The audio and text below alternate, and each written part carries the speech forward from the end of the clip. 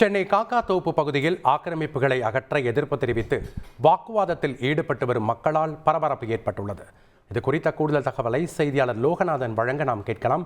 வணக்கம் லோகநாதன், அங்கு வாக்குவாதத்தில் ஈடுபட்டு வரக்கூடிய மக்கள் முன்வைக்கக்கூடிய கோரிக்கைகள் என்ன? அங்க இருக்கக்கூடிய கள தகவல்களை பதிவு பண்ணுங்க. சென்னை பாரிமுனையில் உள்ள இந்த காக்காத்தோப்பு பகுதி அரசு நிலத்தில் 50 ஆண்டுகளுக்கு மேலாக பொதுமக்கள் வீடு கட்டி வசித்து வருகின்றனர்.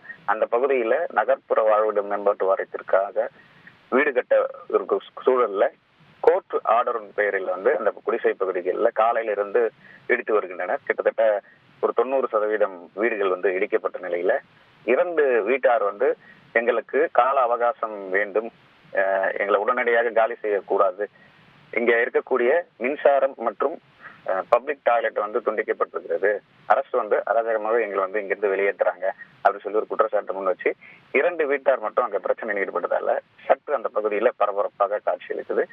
ஒரு சிறுமி மூச்சு திறனல் காரணமாக அரசு மருத்துவமனைக்கு அனுப்பி வைக்கப்பட்டார்.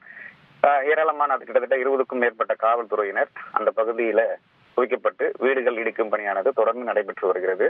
இதனால அந்த பகுதியில சற்று பரபரப்பாக காட்சியளித்தது என்பதும் குறிப்பிடத்தக்கது. நன்றி லோகநாதன், உங்களுடைய தகவல்களுக்கு. செய்திகளை உடனுக்குடன் தெரிந்து கொள்ள உடனே சப்ஸ்கிரைப் பண்ணுங்க.